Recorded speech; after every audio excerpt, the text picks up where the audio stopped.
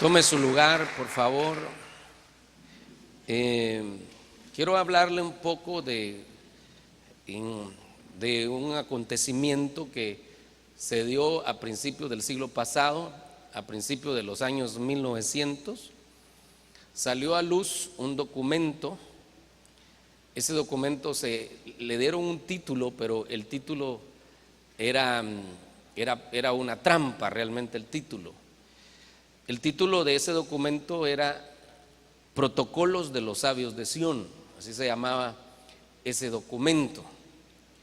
Ese documento contiene, quiero que me preste mucha atención, contiene la agenda de las sociedades secretas para lograr establecer el nuevo orden mundial sobre la tierra. Entonces contiene diferentes puntos importantes que ellos iban a empezar a mover para que al final de todo se estableciera el nuevo orden mundial. Ese documento contiene varios puntos, ahorita le voy a mencionar algunos, pero también le quiero hablar por qué le pusieron protocolos de los sabios de Sión, porque ellos le endosaron la redacción del documento a los judíos. Es decir, ellos vendieron la idea al mundo de que los judíos habían hecho el documento. Por eso le pusieron protocolo de los sabios de Sión, para endosarles a ellos la responsabilidad. Y esa fue la razón por la que en Rusia fueron masacrados, perseguidos los judíos a principios del siglo pasado, y posteriormente en la Segunda Guerra Mundial. Uno de los libros favoritos de Hitler para justificar su odio a los judíos era precisamente ese documento, los protocolos de los sabios de Sión. Él utilizó ese documento para justificar las masacres hacia los judíos. Él decía que los judíos querían tomar el control del mundo y que era necesario exterminarlos. Por eso es que él los odiaba tanto. Él consideró ese documento como verdadero. Acuérdense que Hitler realmente pertenecía a las sociedades secretas, como muchos personajes que ni siquiera nosotros nos imaginamos en la historia, han pertenecido a las sociedades secretas y han sido parte de los programas para ir tomando el control mundial. Entonces, el punto que le quiero hablar es que le endosaron esa responsabilidad a los judíos, le echaron la culpa a los judíos para masacrarlos, exterminarlos. Aquí surgen dos inquietudes. ¿Por qué le endosaron el asunto a los judíos? ¿No será que esta gente que es iluminada, pero iluminada de Satanás, porque de hecho así se llama la máxima sociedad secreta, los Illuminati, ¿verdad? Esos iluminados de Satanás, ¿no será que tienen una revelación de que realmente los judíos van a venir a ser rescatados y aunque han caído en apostasía y han estado bajo el fuego de la prueba de Dios, ¿no será que ellos saben que los judíos van a ser parte del movimiento glorioso cuando el Señor venga? Ya no por su iglesia, sino que venga a establecer el reino milenial. Porque acuérdese que el Señor viene primero, se lleva a su iglesia, de ahí pasan 7 años y después viene por los judíos y viene a pelear por ellos, a defenderlos. Es tan impresionante que todas las naciones se van a unir en contra de los judíos al final de la tribulación. Esa es la batalla de Armagedón. Hay varias batallas en el tiempo final. Y tenemos que saber que la batalla de Armagedón es una batalla en contra de los judíos al final de la tribulación. Al principio de la tribulación también tienen una batalla, pero no es solo Israel, no es todo el mundo contra Israel, sino que son enemigos de Israel contra Israel. Esa es la batalla de Gog y Magog, es hasta el principio de la tribulación. Pero hay una batalla que es todo el mundo contra Israel. Esa es la de Armagedón, esa está al final de la tribulación. Cuando los ejércitos del mundo tengan rodeados a Israel, es cuando el Señor desciende Fíjese qué tremendo, desciende glorioso, con poder y con gloria. Nosotros lo vamos a ver con poder y con gloria, pero Él no va a descender hasta aquí con poder y con gloria. Cuando venga por la iglesia, nosotros vamos a subir y lo vamos a ver allá con poder y con gloria, porque es inherente a Él el poder y la gloria, ¿verdad? Entonces vamos a subir, lo vamos a ver allá, pero aquí en la tierra no se va a ver su poder y su gloria. Pero al final de la tribulación, cuando venga a pelear por los judíos, sí se va a ver el poder y la gloria. Entonces va a ser una venida gloriosa, poderosa, y va a exterminar a los ejércitos enemigos. Es decir, Dios ama a Israel, Dios ama a los judíos, hermano. Por eso el apóstol Pablo nos recomienda a nosotros, porque el apóstol Pablo nos puso bien el equilibrio, y él dijo: nosotros somos el pueblo de Dios ahora. El pueblo de Dios es la iglesia, y en la iglesia no hay judío ni gentil. La sangre de Cristo nos hace hermanos a todos y nos hace una sola raza. Entonces nos viene a decir: ahorita ya no se trata de que vamos a buscar a Dios a través de los judíos, no, ahora se trata que el camino al Padre es Jesucristo. Eso es lo que se trata. Entonces nosotros, por así decirlo, tenemos la representación del reino de Dios, la iglesia. Ya no son los judíos, somos nosotros. Tenemos la representación del reino de Dios. El Señor tiene promesas para la iglesia, el Señor está bendiciendo a su iglesia. Acuérdese que este es el tiempo de la iglesia. Dios ha tratado con la humanidad en 3 etapas. Primero trabajó con la humanidad global. Digamos, Noé no era israelita, Adán no era israelita, Matusalén no era israelita, Enoc no era israelita. Ellos eran de la raza humana, y Dios de alguna manera trató con ellos, pero no era un pacto judío. Ellos vivieron otro trato. No habían leyes, digamos, como no comas iguana, no comas cerdito. Todas esas fueron leyes para los judíos. Pero la humanidad al inicio no tuvo esas leyes. La humanidad fue contaminada de muchas maneras.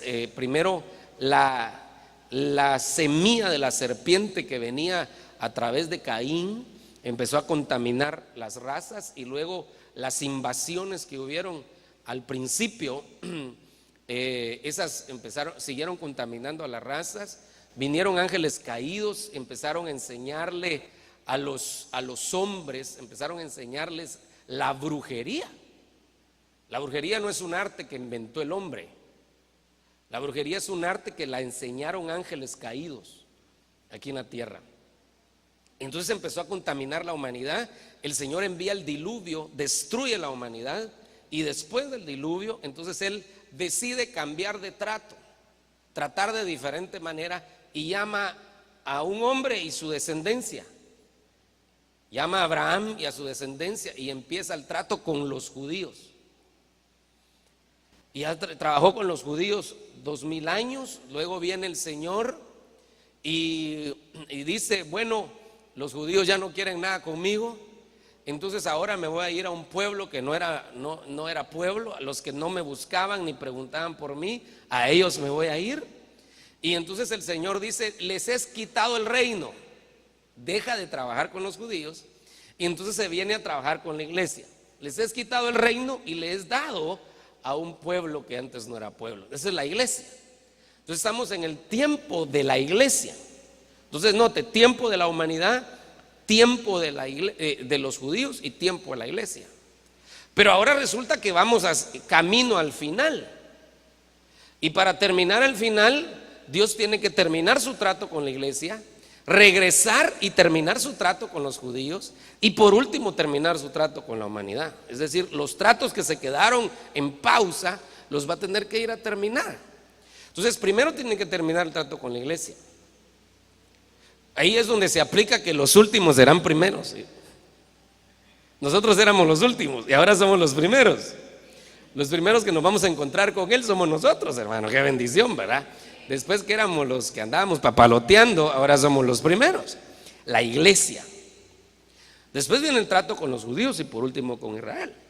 Es interesante cómo Dios ha ido tratado en tiempos que coinciden. Hay una sombra que me llama mucho la atención, y es que Dios estuvo tratando con la humanidad, y desde el Adán caído hasta nuestros días, nosotros podemos contar el tiempo.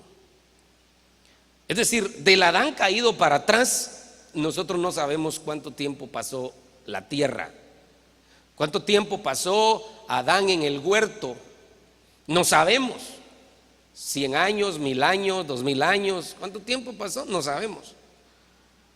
Entonces no tenemos conocimiento del tiempo que pasó Adán dentro del huerto, y por lo tanto de ahí para atrás no podemos contar.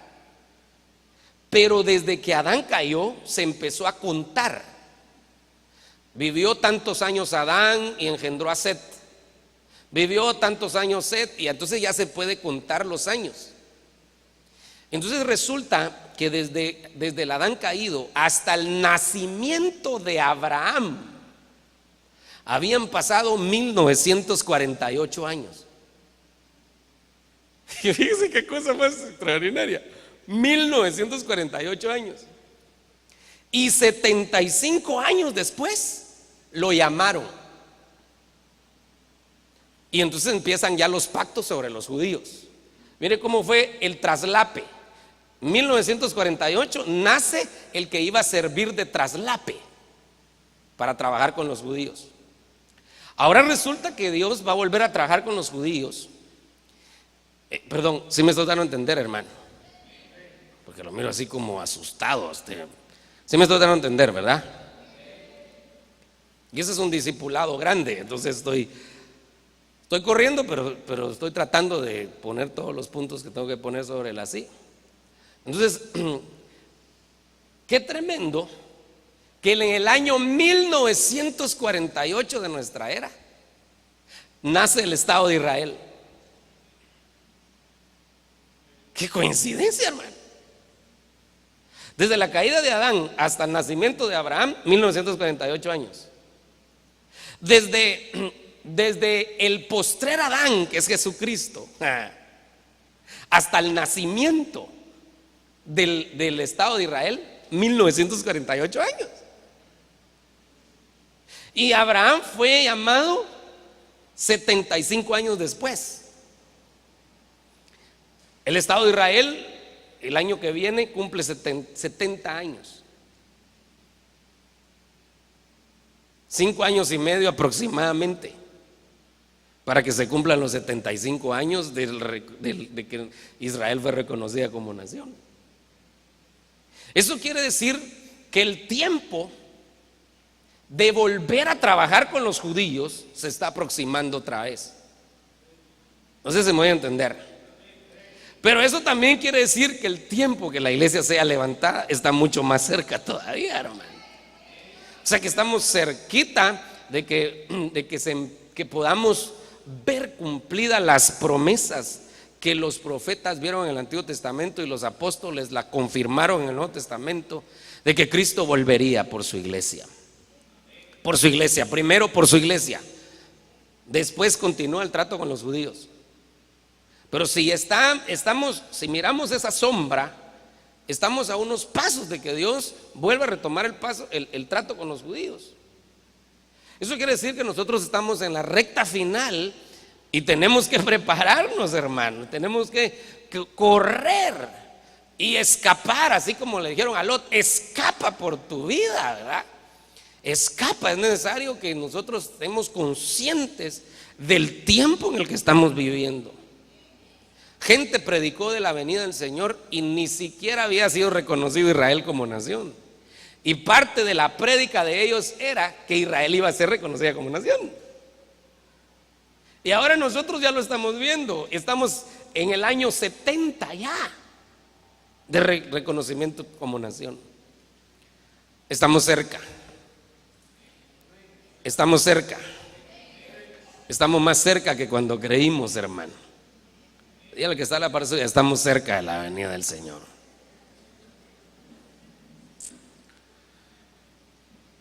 Qué tremendo, hermano. Así que a prepararse. A prepararse. Prepárate para el encuentro con tu Dios. Eso es para los salvos. Los inconversos no se tienen que preparar para el encuentro con su Dios. El inconverso puede venir como venga, todo chaparrastroso, puede venir destrozado, destruido, no importa. Dios extiende su mano, mete su mano en el lodo cenagoso y de ahí lo saca y lo restaura. Entonces el inconverso, para encontrarse con Dios, no se tiene que preparar. Dios le sale al encuentro, lo besa y lo restaura y lo salva. Pero los salvos, ¿cuántos salvos hay aquí? Otra vez, ¿cuántos salvos hay aquí? Somos salvos por la misericordia y la gracia de Dios, ¿verdad? Dale ese aplauso al Rey, hermano, por esa salvación que nos regalaron.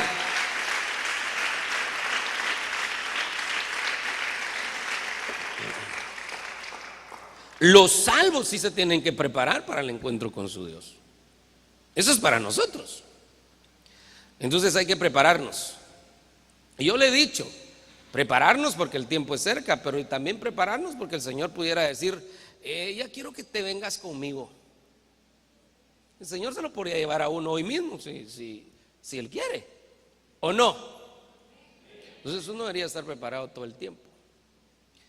Muy bien, entonces volviendo al tema de los protocolos de los sabios de Sion, mire toda la vuelta que le fui a dar, ¿va? ¿No será que estos iluminados tienen esa revelación satánica? Porque el diablo lee la Biblia, le cuento. No me va a apedrear, pero el bandido del diablo lee la Biblia, solo que no tiene toda la revelación. No tiene la revelación, solo tiene una revelación parcial que le permiten entenderla para que él mismo caiga en su propio hoyo. Porque alguien me dijo una vez, ¿por qué si el diablo sabe que va a perder, por qué sigue insistiendo en pelear con Dios? Porque él tiene la idea que va a ganar. Si no, no siguiera insistiendo. Este va a morir engañado, el pobre diablo, hermano. Anda engañado y va a morir engañado, pero él tiene la idea que va a ganar. Entonces él dentro de lo poco que logra rasguñar. Bueno, y eso de que lee la Biblia le tengo que dar el pie de imprenta, ¿eh? ¿Se recuerda cuando tentó a Jesús? Le dijo, escrito está, Él mandará a los ángeles acerca de ti para que tu pie no tropiece en piedra. Eso el diablo le dijo a Jesús, escrito está. Y entonces el Señor también le contesta con el escrito está, ¿va? Escrito está, no tentarás al Señor tu Dios. Entonces, alguien podría tener la cultura del diablo, ¿va? Agarrar la Biblia para su beneficio y agarrarla para justificar lo que él quiere. Porque eso es lo que el diablo quería. Estaba usando la Biblia para hacer caer al otro. Perdón por el otro.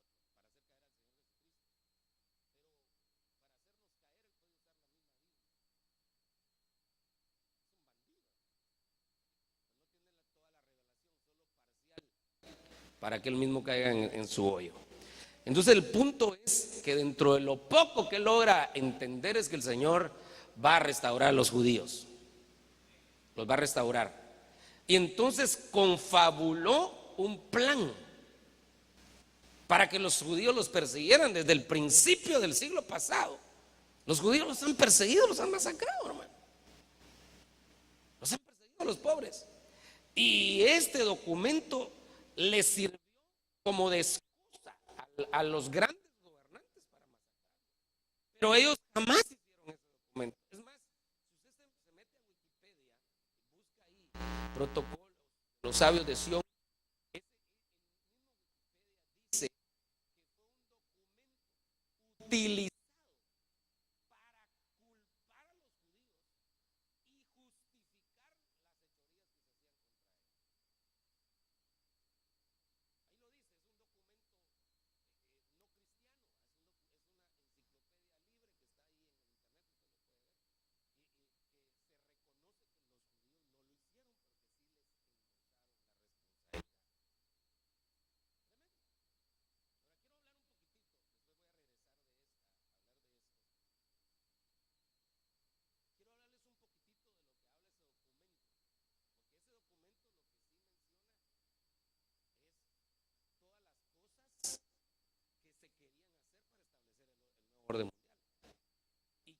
avanzando en algunas de ellas, o en casi todas. Entonces, mire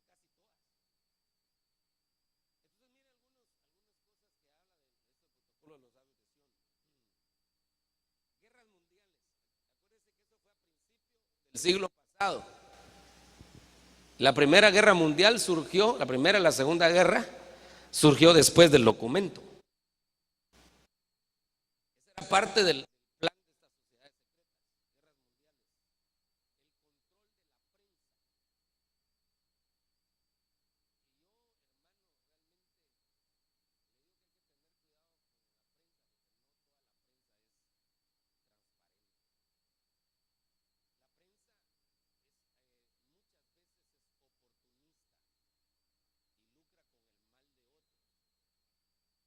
guerras mundiales. Y lo hacen pedazos a muchas veces sin refrendarlo con la verdad, sacan noticias y después no era cierto y ya no lo desmienten. Han tenido que desmentir algunas cosas porque hay gente que se les ha parado y los ha demandado. Y han tenido que desmentir algunas. Pero muy poca gente hace eso. Entonces ellos realmente manipulan a la población con el criterio de ellos. Por ejemplo, las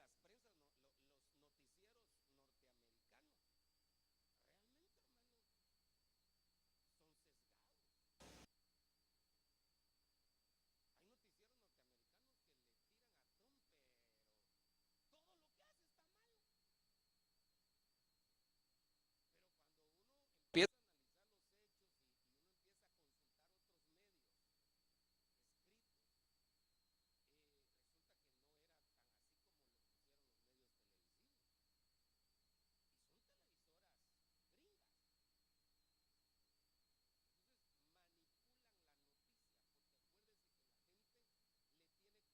que le tiran a Trump, pero todo lo que hace está mal. Pero cuando uno empieza a población dice verde y todos nos vamos en el barco. Ese es una cosa tremenda, cómo manipulan, incluso han derrocado gobiernos por la influencia de la prensa y la televisión sobre la población.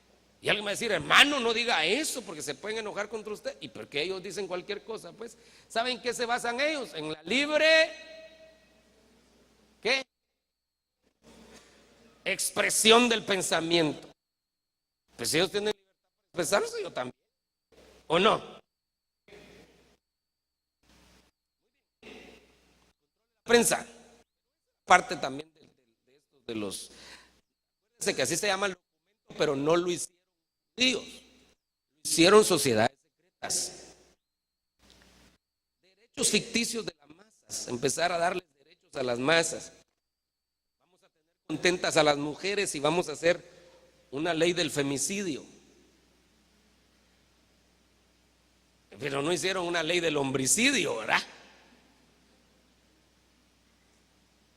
Entonces yo creo que tratar de mantener contentos a grupos, vamos a defender los derechos de los LGTBI, vamos a defender esto, vamos a defender lo otro, pero entonces manipulando a las quieren tener el control sobre las masas. Corrupción de la política, esa era parte de los planes de ellos, la corrupción de la política. Me llama la atención, uno de los planes, mire, distracciones para evitar la reflexión. Entre ellos juegos, diversiones, pasatiempos y vicios. La reflexión, distracciones.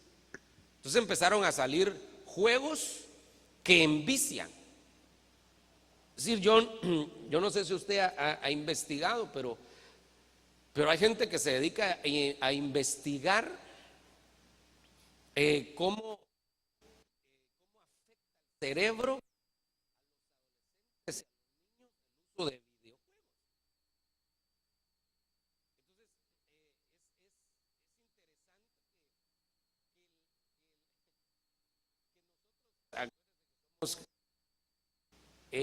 un mar de sentimientos, pero somos un mar de nervios, no de nerviosos, sino que de terminaciones nerviosas y de hormonas.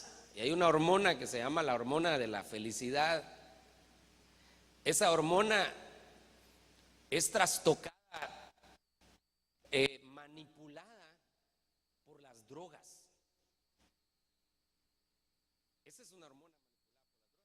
Es que la gente se vuelve viciosa porque siente cierta felicidad al consumir drogas. Pero esa misma hormona es afectada con los videojuegos. O sea, alguien me puede decir, yo no consumo drogas, pero la misma hormona está siendo manipulada por los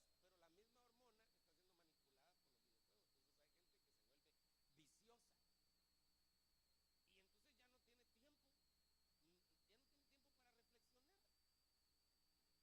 Y entonces ya no tiene tiempo, para reflexionar.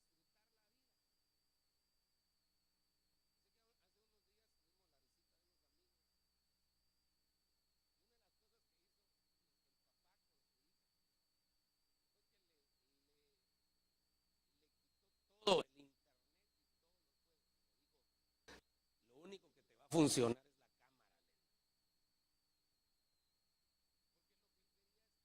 es que iba a estar aquí en Guatemala, que los disfrutara y no que anduviera así puro zombie. Tiempo era parte, pero no para evitar la reflexión.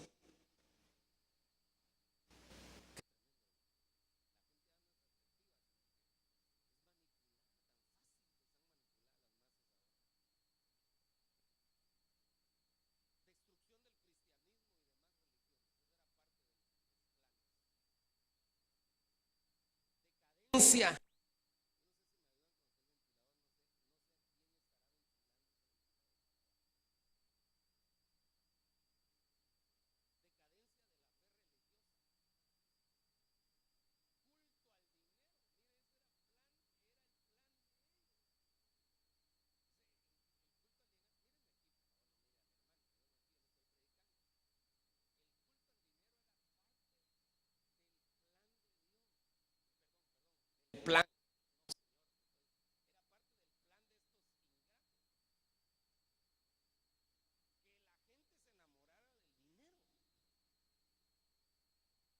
Estos ingratos lo que hicieron y se han metido dentro de la iglesia cristiana. Se ha descubierto que muchos grandes líderes cristianos son masones y se presentan como predicadores y se han infiltrado de tal manera en la iglesia y han metido corrientes humanistas, y una de las cosas que han metido es el amor por el dinero. Entonces todo eso, la doctrina de la prosperidad, eso es parte de lo que ya estaba preparado por ellos. Metieron sus infiltrados y se ha predicado todo eso. Descrédito del cristianismo. Esto voy a retomarlo después. Pero descrédito del cristianismo. Desacreditarlo de tal manera que la gente no le dé el valor que se tiene que darle. Porque el cristianismo, entonces se disminuye la fe, todo eso está relacionado. Entonces la gente más se va a ir por otras cosas. Es decir, yo para ser cristiano como él, mejor no soy cristiano. Para ser cristiano como ella, mejor no soy cristiano. Entonces empiezan a desacreditar el cristianismo, meten sus infiltrados, empiezan a hacer sus fechorías dentro de la iglesia, y la gente no habla mal de esa persona, sino que habla mal del cristianismo. Porque el cristianismo realmente sí es para ellos un estorbo, más cuando se predican cosas como estas que yo les estoy predicando ahora. El encarecimiento de la vida era parte de los planes de ellos, no parte del plan de Dios. Crisis económicas por deudas. Mire todo lo que ellos están.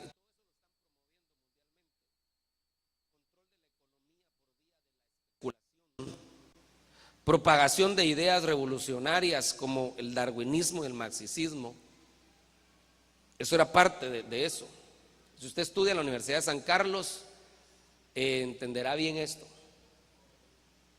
Cómo ahí se mueve mucho este tipo de corrientes filosóficas.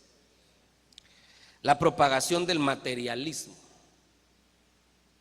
Que la gente todo se mida con dinero. El éxito se mide con el dinero o con los bienes que se tienen. Entorpecimiento de los jóvenes mediante una educación fundada en teorías y principios falsos. Esa era parte de los planes de ellos, entorpecer a la juventud. Que la juventud tenga una forma de pensar ahora aparentemente cool, pero realmente la que ellos quieren, la que les sirve a ellos, a sus propósitos. Entonces vemos mucha juventud, aquí no hay, pero mucha juventud en el mundo que menosprecia a los padres y menosprecia el consejo de los padres, porque se ha metido mucho de que tú persigue tu sueño. Sí, persigue tu sueño, pero no te pases trayendo a tu papá. Haz lo que quieras, pues haz lo que quieras, pero te pases trayendo a tus padres. Entonces no se ponen a pensar en todo lo que sus padres han dado y se convierten en unos malagradecidos.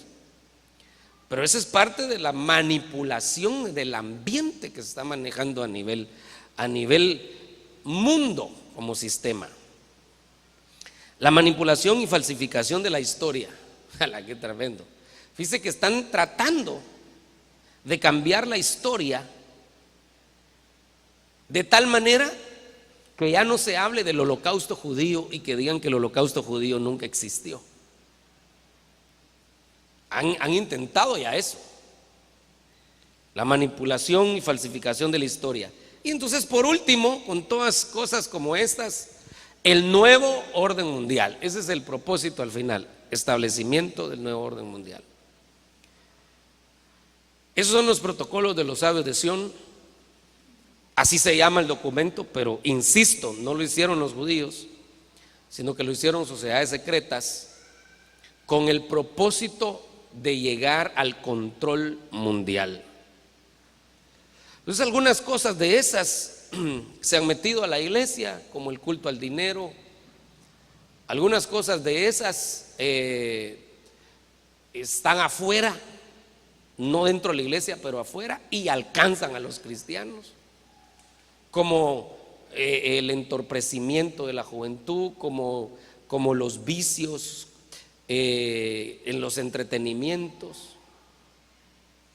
para que no haya reflexión. Algunas cosas como esas, el materialismo ha alcanzado mucho al cristiano. Ahora quiero llevarlo a algo. Espero que me esté dando a entender hacia dónde voy, porque ahorita solo le he dado información, pero quiero entrar a ya leerle algunos versículos. Se aproxima la venida del Señor Jesucristo. Si nosotros le acercáramos el zoom a cada una de esas cosas, seguramente nos asombraríamos de cómo ha avanzado esta agenda secreta. Se aproxima el nuevo orden mundial, pero la iglesia tiene que irse. Aquel coro que cantábamos antes, cada vez creo yo que tiene más validez. Ya la iglesia se va de esta tierra, porque aquí no está su mansión. Volaremos con gozo a los cielos, donde mora Jesús mi Salvador. Y la iglesia se va de esta tierra. Nos vamos de esta tierra, dice el otro coro, ¿verdad? Muy bien. ¿Qué quiero entresacar de todo esto? Lo que quiero entresacar es que hay una manipulación a nivel mundo como sistema, no mundo como planeta, sino mundo como sistema. Hay una manipulación de las masas. ¿Y de dónde proviene todo esto? Miremos aquí algunos versículos y quiero hablarle del dragón. El dragón es el diablo, hermano, que el Señor lo reprenda. Pero quiero hablarle aquí en esa faceta del dragón, Apocalipsis 12:3, dice: entonces apareció otra señal en el cielo. He aquí un gran dragón rojo que tenía 7 cabezas y 10 cuernos. ¿Cómo será ese dragón, verdad? 7 cabezas y 10 cuernos. Y sobre sus cabezas había 7 diademas. De ese quiero hablarle. Mire lo que dice el versículo 4. Su cola arrastró la tercera parte de las estrellas del cielo, y las arrojó sobre la tierra. Y el dragón se paró delante de la mujer que estaba para dar a luz, a fin de devorar a su hijo cuando ella diera a luz. Entonces aquí vemos algunas estrategias del dragón. Por favor, si me ha puesto atención hasta ahorita, póngame atención en estos minutitos que me quedan. Una de las estrategias del dragón es arrastrar las estrellas. Las estrellas representan ministros. Entonces la cola del dragón lo que quiere es arrastrar estrellas. Son ministros, porque sabe que si arrastra estrellas, se arrastra a los que están detrás de ellos, a los que ellos iluminan, los arrastran.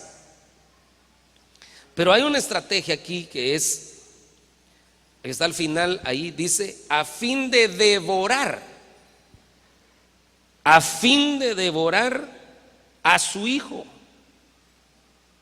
cuando ella diera luz. Entonces aquí lo podemos ver desde 2 puntos de vista. Primero lo quiero ver desde un punto de vista familiar, aunque hoy no es el tema familiar, pero desde el punto de vista familiar, el enemigo, que el Señor lo reprenda, está detrás de los hijos. Está detrás de los hijos. Ni siquiera han sido dados a luz y el enemigo ya quiere devorarlos. Y es por eso que hay un ataque muy fuerte contra los niños, contra los adolescentes y contra la juventud en este tiempo. Hay caricaturas ahora, hermano, y programas de televisión que no habían antes. Los programas de televisión ahora ponen a los gay como cool y a las brujas como cool. Es decir, una bruja antes era una vieja con una gran verruga aquí, ¿verdad?, que andaba sobre una escoba. Ahora las brujas son chavitas y que andan haciendo el bien, no el mal, sino el bien. Antes las brujas eran las que hacían el mal, ahora las brujas son las que hacen el bien. Entonces se ha estado metiendo a través de programas de televisión todo ese tipo de doctrinas, y de tal manera que ha ido absorbiendo la mente de los niños y de los jóvenes.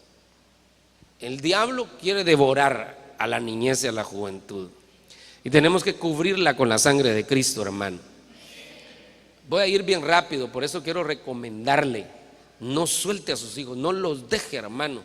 Tráigalos a la iglesia, y aquí algo se les va a pegar de Dios, algo. Y si todavía salen a la clase de niños, algo el Señor va a usar a las maestras allá para que les enseñen. Pero no deje que el dragón tome ventaja sobre los hijos. Amén. ¿Me recibe ese consejo? Muy bien. Pero viéndolo de las perspectivas escatológicas que estamos viendo esta noche, es que ese hijo que estaba por ser dado a luz es el hijo arrebatado. Ese es el hijo que va a ser llevado. Estamos hablando de la iglesia arrebatada, ese hijo que va a ser dado a luz. Entonces, ¿qué quiere el dragón? Devorar al que va a ser arrebatado. Está pendiente de ese hijo porque no quiere que se vaya. Mire qué tremendo, lo quiere devorar. ¿Qué hace él? Me lo voy a pasar. Versículo 9 dice: y fue arrojado el gran dragón, la serpiente antigua, que se llama el diablo y Satanás. Entonces, el gran dragón, ¿quién es? El gran dragón es la serpiente antigua, que se llama el diablo y Satanás. Es decir, Apocalipsis 2 es el puro diablo el que está ahí representado en el dragón, el cual engaña al mundo entero. Fue arrojado a la tierra y sus ángeles fueron arrojados con él. Ya voy llegando a lo que quiero llegar, pero dice, engaña al mundo entero. Yo este pasaje antes lo miraba como engañar a los cristianos. Pero viendo todo eso que le he estado hablando de los protocolos de los sabios de Sión, aquí no dice que engaña a los cristianos. Aquí dice que engaña al mundo entero. O sea que el dragón tiene una influencia en los aires que ni siquiera nos imaginamos. Por eso nosotros tenemos que estar pilas y saber de dónde viene este pensamiento. Ay, qué bonito este pensamiento que está en el Facebook. Lo voy a copiar en mi muro. Pero ¿de dónde viene? ¿Qué espíritu había detrás del que lo escribió? ¿Y qué espíritu hay detrás de esa letra? Por eso hemos hablado de algunos escritores como Pablo Coelho, que no debería el cristiano seguir. Porque ¿qué hay detrás de esa letra? ¿Qué espíritu hay detrás de eso? Mejor leamos la Biblia con revelación, para que sepamos lo que Dios quiere hacer y no seamos manipulados por el dragón. Porque mire, engaña al mundo. Entonces eso quiere decir que estamos en un tiempo donde el mundo está engañado. No, la iglesia, hay parte de la iglesia que está engañada también. Pues la han engañado falsos ministros y se la han llevado al precipicio. Pero el mundo entero está siendo engañado y está siendo llevado a un punto que le dé la espalda a Dios y que se vaya por corrientes humanistas. Entonces miran el cristianismo como una religión más entre miles de religiones y ya dejaron de ver a Jesucristo. Yo quiero decirle que la religión efectivamente no salva, y que no me vaya a apedrear, ni la religión evangélica salva. El que salva es Jesucristo. Otra vez, el que salva es Jesucristo. Pero todo este engaño del dragón ha hecho que la gente se vaya en pos de pensamientos, como lo hizo la serpiente cuando engañó a Eva al principio. ¿Qué hizo la serpiente? Le metió un pensamiento a Eva y ahí se la trajo abajo. El día que comas del árbol serás igual a Dios. Y ese pensamiento ya no se lo sacó de la mente, y se la trajo abajo. Eso es lo que el enemigo está haciendo ahora, engañando al mundo entero. Fíjese qué tremendo. Pero está haciendo algo más, y aquí es donde me quiero quedar en los minutos que todavía me quedan, Señor bendito. Apocalipsis 12:10. Y oí una gran voz en el cielo que decía: ahora ha venido la salvación, el poder y el reino de nuestro Dios y la autoridad de su Cristo, porque el acusador de nuestros hermanos, el que los acusa delante de nuestro Dios día y noche, ha sido arrojado. Ahora note aquí, versículo 9, ¿de quién estamos hablando? Estamos hablando del diablo, del dragón. ¿Y qué dice que es una de sus estrategias? Acusar a los hermanos. Aquí ya no es con el mundo, aquí es con los de adentro. Ahorita comienzo el tema entonces. No, son mentiras, hermano, voy a respetar el tiempo, no se preocupe. Sé que mañana es lunes, algunos tienen que madrugar, así que no hay pena. Antes, no se preocupen, no nos vamos a ir más tarde de la 1 de la mañana. Y como sabe que no es cierto, hubiera dicho amén, hombre, ¿verdad? Pero mire, entonces el dragón, ahí vemos varias cosas que hace. Arrastra a las estrellas, y si arrastra a las estrellas, ahí contamina a un montón de gente. Ahí ese es un tema, ¿verdad? Otra cosa que hace es que devora hijos. Otra cosa que hace es que engaña al mundo entero, pone pensamientos humanistas. Pero otra cosa que hace el dragón es acusar a los hermanos. ¿Por qué estoy terminando aquí? Realmente eso tiene que ver con lo que le hablé de los protocolos de los sabios de Sión. Hicieron un plan y acusaron a los judíos. Eso es lo que hace el dragón. Tira la piedra y le echa la culpa al otro. Eso es lo que hace el dragón. Mire, yo espero que usted no sea de esos, hermano, que hace algo y le echa la culpa a los otros, ¿verdad? Yo no fui. Aquí lo tengo en la cámara. No, yo no fui. Pues aquí está en la cámara. Y va que hay cámara, y si no hubiera cámara. Bueno, y hay gente que no solo dice no fui, sino que le echa, fulano de tal fue. Y él fue. Ese es el dragón, ¿verdad? Entonces, desde principios del siglo pasado, nosotros vemos esta estrategia que se ha ido dando. Se hace un plan y se acusa a los judíos. Se hace un plan del nuevo orden mundial y se le endosó la responsabilidad a los judíos. Desde ahí nosotros vemos que el dragón comenzó a trabajar más fuerte, acusar a los hermanos. Pero en este tiempo nosotros tenemos que saber esto para que nosotros no seamos instrumentos del enemigo para acusar a nuestros hermanos. Si yo acuso a alguien, puedo ser un instrumento de Satanás. Esa es su especialidad, acusar. Diga conmigo, acusar. Acusar. Y muchas veces acusamos sin fundamento. Muchas veces acusamos por prejuicios.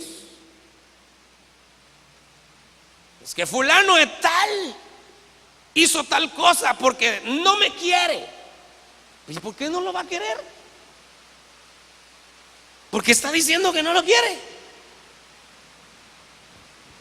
Tenemos prejuicios. Prejuicios por color, prejuicios por raza, por apellido, por condición económica. Y a veces etiquetamos a la gente.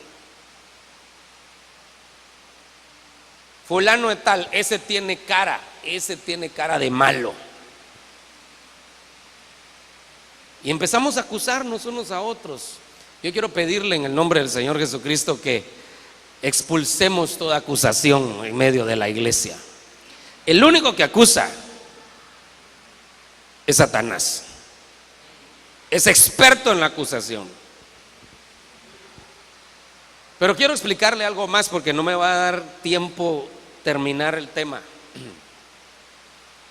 Hay dos tipos de acusación.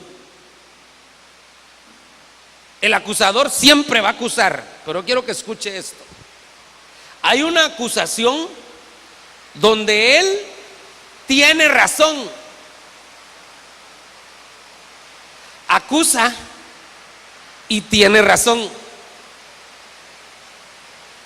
Cuando le hemos fallado a Dios, viene el bandido del acusador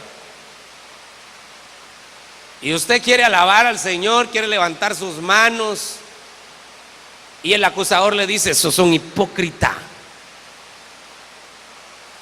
y lo empieza a acusar. Y el bandido tiene razón porque sí le fallamos al Señor. Es decir, David, le va a poner este ejemplo, iba huyendo de Absalón porque Absalón lo quería matar. Cuando iba huyendo en el camino, se le aparece un hombre y le empieza a decir blasfemias. Esos son los oportunistas, Simei. Y empieza a decirle blasfemias, lo empieza a insultar. Y una de las cosas que le dice es: hombre sanguinario y perverso. Hagamos una pausa. Todos nosotros hemos defendido a David y decimos, ese Simei, ¿cómo se atreve? No solo David iba huyendo de Absalón, sino que se atreve a insultar a su autoridad y que no sé qué. Está bien, defendamos a David porque nos cae bien David. Pero le quiero decir algo. El bandido de Simei tenía algo de razón. ¿Por qué tenía razón? Porque David acababa de mandar a asesinar a Urías. Y le había quitado a su mujer. Sanguinario y perverso. Es que siempre lo hemos visto desde el lado de David. Pero tenía algo de razón el bandido.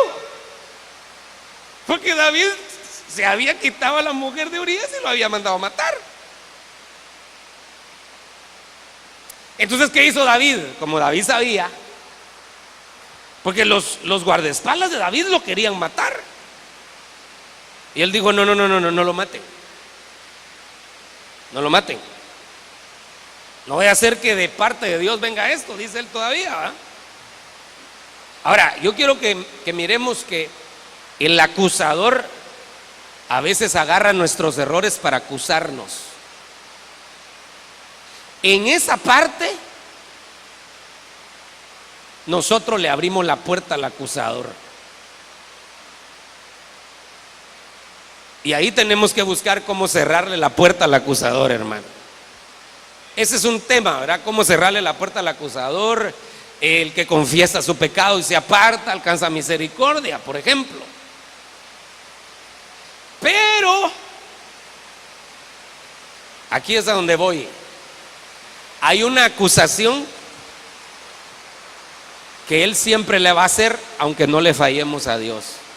O sea que Él siempre va a acusar.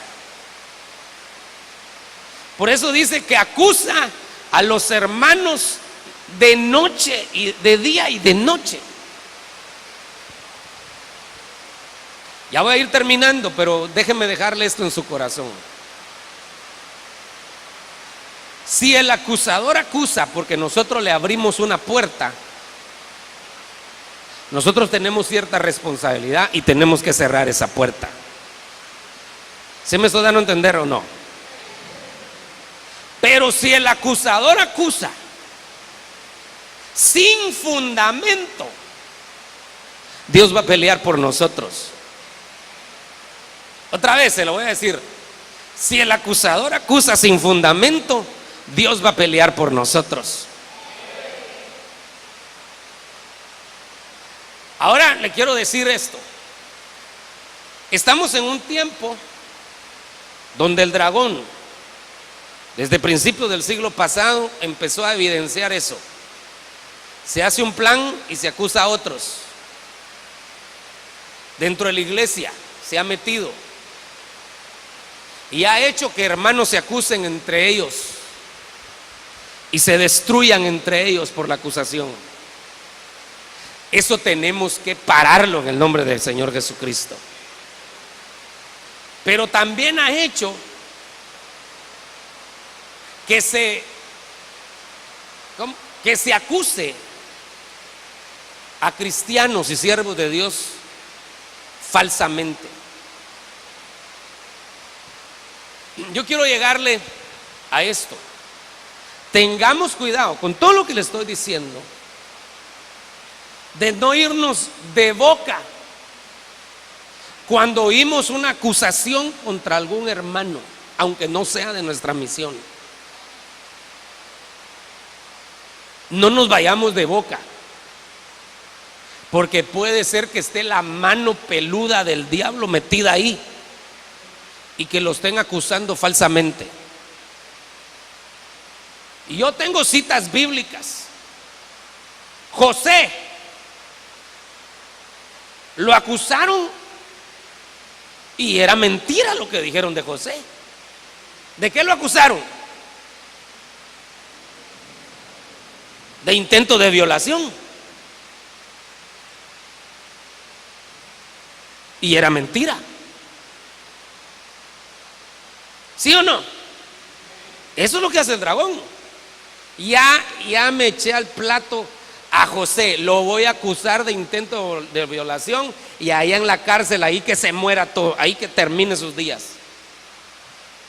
Pero como no era cierto, Dios metió su mano a favor de él. ¿Qué hubiera dicho la prensa en estos días? Joven hebreo, siervo de Dios, intenta violar a la esposa de Potifar en primera plana. Y no era cierto. Entonces el dragón está engañando al mundo entero, metiendo ideas en el mundo entero. Si me ayudas con el piano, por favor. Pero también quiere meter sus artimañas dentro del pueblo de Dios, lanzando acusaciones. Yo no soy aquel cantante mexicano, pero ¿se acuerda aquel cantante que decía: si te vienen a contar cositas malas de mí, manda a todos a volar y diles que yo no fui? Yo no sé cómo terminar realmente, pero quiero dejarle algo en su corazón. Número 1, no le abra las puertas al acusador. Si le hemos fallado al Señor, busquemos la forma de arreglarnos con el Señor para cerrar la puerta al acusador. Pero número 2, no nos vayamos de boca cuando se esté hablando mal de alguien, porque puede ser que sea una estrategia del dragón. Acuérdese que dentro de los protocolos esos era descrédito del cristianismo, y el descrédito del cristianismo puede venir por la falsa acusación. Le voy a decir otro que acusaron falsamente. A Nabot lo acusaron de que había blasfemado contra Dios y contra el rey, y lo apedrearon. Y no era cierto. Y entonces el Señor vino después. Ya había muerto Nabot, pero le vino a decir a Acab: yo voy a vengar la sangre de Nabot.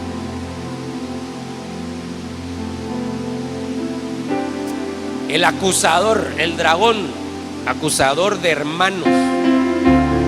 Que acusen los de afuera, pero no nos acusemos nosotros entre nosotros. Pongamos candado a nuestros labios para no hablar más de la cuenta de uno de nuestros hermanos. Pidámosle al Señor misericordia y que no caigamos en esto. Amén. Los judíos han sido víctimas por ya un siglo de persecución, porque los han acusado falsamente de ese documento. Pero muchos cristianos han sido víctimas de sus propios hermanos, que han sido instrumentos de Satanás para acusarlos falsamente. No caigamos en esa corriente satánica. Pongamos nosotros un alto y no pensemos que ya no hablen los demás, porque siempre cuando hablan de uno es cuando uno brinca, ¿verdad? No es que hablen de mí, no. Que yo sea el primero en decir: yo no voy a acusar a mi hermano ni a mi hermana. Yo no voy a ser partícipe de la destrucción de un hermano.